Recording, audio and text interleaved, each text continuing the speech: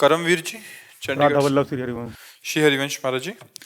महाराज जी, शरणागति या गुरु दीक्षा के बाद शिष्य का नया जन्म हो जाता है, तो हमारे द्वारा शरणागति गुरु दीक्षा से पहले अज्ञानतावश किए गए पाप कर्म, बुरे कर्म क्या खत्म हो जाते हैं या फिर उनको भोगना पड़ता है? वो तब खत्म हो जाते हैं जब आगे ना होने पाए।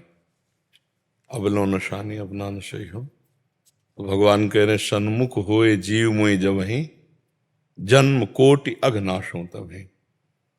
संत सदगुरुदेव भगवान की ही तो शरणागति करते हैं, प्रभु की तो शरणागति करते हैं। भगवान के सन्मुख कर दिया तो भगवान के प्रभाव से पूर्व के सारे पाप नष्ट हो जाएंगे, तब जब आगामी पुनरावृत्ति न हो। अगर वही पुनरावृत्ति हुई तो शरणागत कहाँ हुई? शरणागत का मतलब है, जैसे गोस्वामी तुलसीदास जी कह रहे अब लो नशानी अब ना नशे। राम कृपा भव निशा सिरानी जागे पुण्य न रसई हो अब लो नशानी अब ना नशई हो। पायो नाम चारु चिंतामणि उर करते न खसई हो अब लो नशानी अब ना नशई। जो हमें गुरु जी ने नाम दिया, मंत्र दिया, अब रात दिन उसका जप करेंगे और कोई भी पापाचरण नहीं करेंगे तो पीछे का हम तो हम सर्व पापेभ्यो मोक्षयिष्यामि मां शुचा, भगवान उसे पवित्र कर देते हैं। इसी जन्म के नहीं, अनेक जन्मों के जो संचित कर्म है उनका भी नाश हो जाता है। और क्रियमाण जो अब हमसे हो रहा है बहुत संभल संभल के करें, कोई पापाचरण न हो, डरता रहे कोई हमसे धर्म विरुद्ध आचरण न हो जाए, बड़ा मंगलमय जीवन हो जाता है भगवान की शरण में जब हम हृदय से शरण होते हैं। बाहरी बनावट तो दंभ पाखंड नाटक है, उसकी कोई चर्चा नहीं है। चर्चा तो सत्य की है कि जब हम सत्य में जुड़ते हैं तो हमारा परिवर्तन होना चाहिए, हम में कुछ ये होना चाहिए, अलगाव होना चाहिए ना। कंठी तिलक बांधे हैं, वही खा रहे हैं, वही पी रहे हैं, वही आचरण कर रहे हैं, तो फिर फायदा क्या होगा? संसार के सांसारिक पापी पुरुष से और शरणागत से अंतराय होना चाहिए। उसका बोलना, उसका बैठना, उसका देखना, उसका सुनना, उसका चलना शास्त्र सम्मत भागवतिक होगा और वो मनमानी होगा, वो दुर्गति को प्राप्त होगा या सदगति को प्राप्त होगा।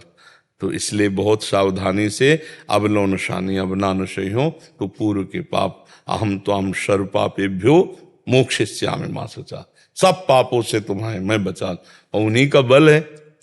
अगर वो न क्षमा करें, हम भोगना शुरू कर दें तो भोगते चले जाएं, कई जन्म भोगते रहें फिर भी नहीं पार पाएंगे। क्षमा ही हमारा उपचार है। तो भगवान हमें क्षमा कर दें, हम उनकी शरण में उनका नाम जप करते हैं। भूल से पुनरावृत्ति हो जाए तो तुरंत हृदय में जलन करे, भगवान से फिर प्रार्थना करे कि आप ही संभालो। हम तो बार बार बचना चाहते हैं लेकिन गिर रहे, नाथ आप संभालो।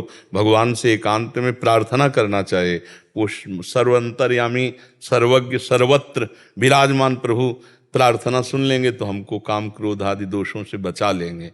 अपनी सामर्थ्य कितनी है, थोड़ा दींग हाका मुंह भरा गिर गए नहीं।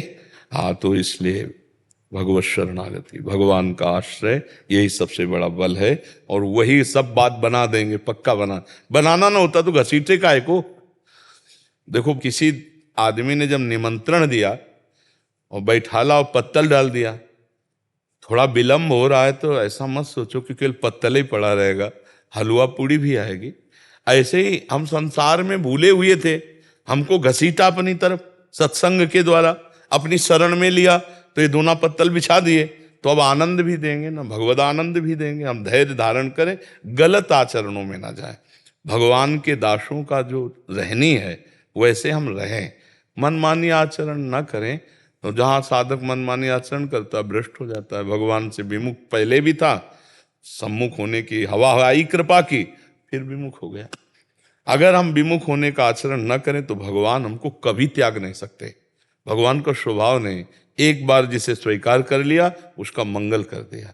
और वो ऐसे हैं कि दिखाई नहीं देते लेकिन सब में है और सबके हैं, सब समय है, सब जगह है। ऐसा दोस्त कहाँ मिलेगा? पर वो है अव्यक्त, भजन से उनको व्यक्त किया जाता है। जितना भजन करोगे उतने सानिध्य का अनुभव होगा कि भगवान हमारे सानिध्य में।